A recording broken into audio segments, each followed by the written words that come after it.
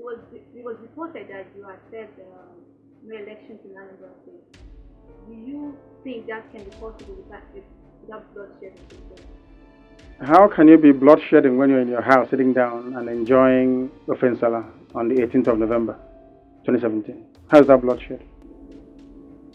When you say no elections, Mm-hmm. no referendum, Mm-hmm. how do you intend to make this happen? Are you going to declare that Biafrans sit at home on election day? Yes.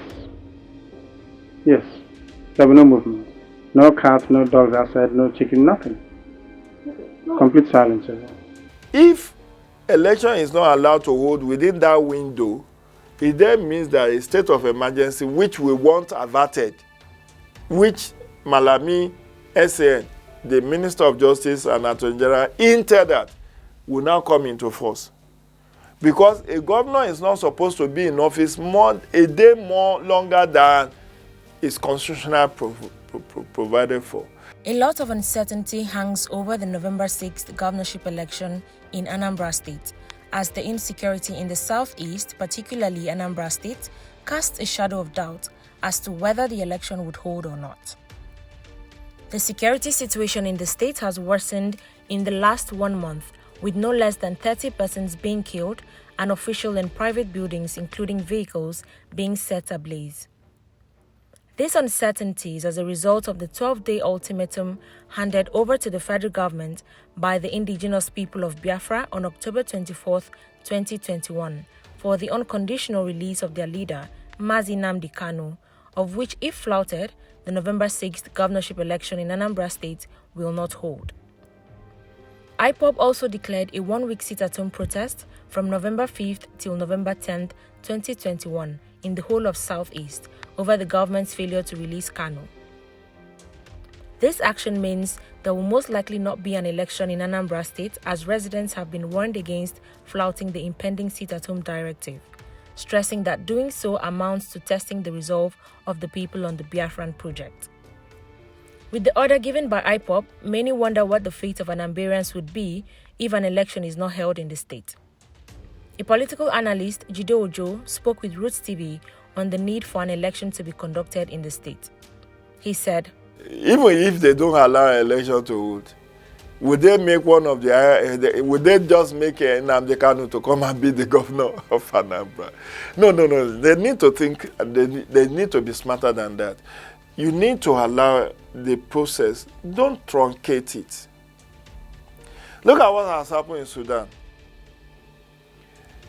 The civil populace were agitating for power sharing with the military, power sharing, since they ousted Omar al-Bashir. But what happened on Monday? Another counter coup has now happened. And this coup now is now sympathetic. The coupists are sympathetic, allegedly sympathetic to Omar al-Bashir. So sometimes don't push your luck too far. Because if they don't allow election to hold, election is constitutionally mandated. Section 178, Section 178 subsection 2 says election into the office of a governor must be held not earlier than 150 days and not later than 30 days to the expiration of the tenure of the last holder of office. What does that mean? If you count the day of swearing in of the new governor, you count it backward, 30 days. That is the maximum you can go. You don't yield the floor to non-state actors because they will be insatiable. Once they get the election postponed, in 2023, they will say no election in Southeast. In 2027, they will say there will be no election in Nigeria. And that would be bad for a sovereign state. Meanwhile, IPOB in a statement said they neither made any official statement nor called for the boycott of the Anambra election, adding that the order for total lockdown in the southeast has nothing to do with the Anambra election, but with the federal government's failure to release Mazi Nnamdi Kanu from detention. The group said shutting down the area for just 1 week to secure Kanu's permanent freedom is not such a high price to pay, since we have been enslaved and caged enough by the Fulani-controlled federal government of Nigeria and its allies. With the threat by IPOB and the violence happening in the state, political parties participating in the election were not able to campaign properly. The only party that officially flagged off its campaign is the All Progressives Grand Alliance, which did so successfully at Dr. Alex Ekweme Square in Awka, the state capital. The other two major parties, the People's Democratic Party and the ruling All Progressives Congress, had to suspend their campaigns because of threats from unknown gunmen. However, the chairman of the Independent National Electoral Commission, Mahmood Yakubu, has continuously assured voters in the state that nothing would derail the process, adding that the lives of voters will be protected. INEC is determined to proceed with the Anambra State Governorship election as scheduled. The safety and protection of voters, our personnel, accredited observers, the media and materials are cardinal considerations in any election. We have been assured by the security agencies of a secure environment for the election.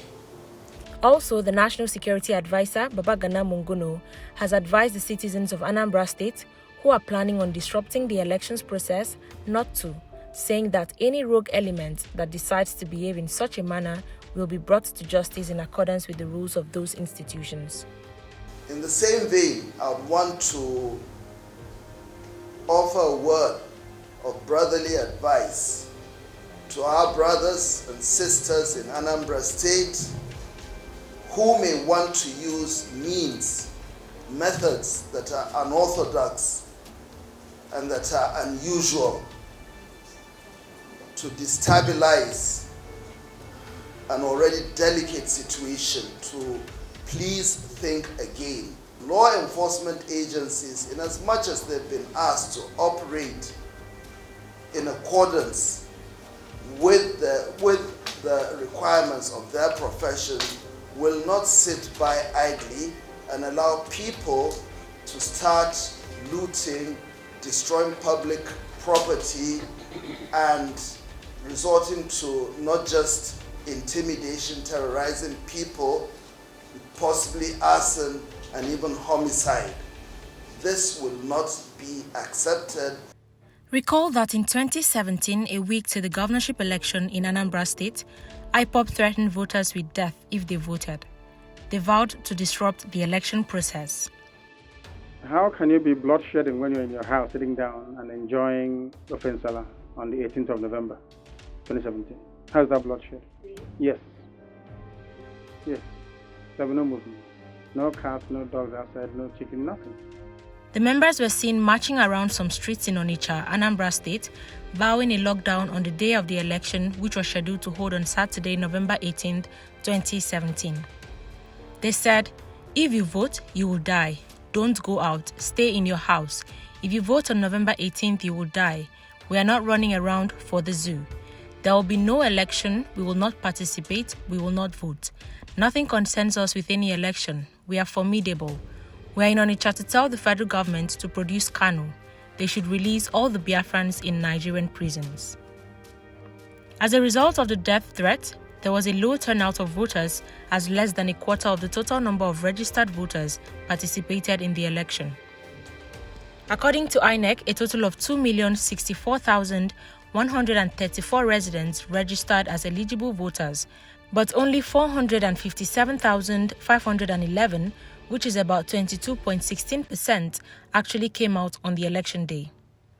Also, in 2019, Nnamdi Kanu gave the same directive during the presidential election. He said if the federal government does not agree to conduct referendum for Biafra, there will not be any form of election in the southeast during the 2019 general elections. He said, in 2019, the whole of Biafra land will not vote for any president. There will be no senator, there will be no House of Reps, there will be no House of Assembly, and there will be no councillorship elections in Biafra land if they fail to call for a referendum. However, after some days, he asked members of the separatist group to participate in Nigeria's general elections. Despite the IPOB leader urging people to vote, there was low voter turnouts in the states of the southeast, which are Ebonyi, Enugu, Imo, Anambra, and Abia states. The turnouts for Abia State for the presidential election in 2019 was 19.2%, for Anambra 26.2%, Ebonyi 27.2%, Enugu 23.3% and Imo State 26.6%.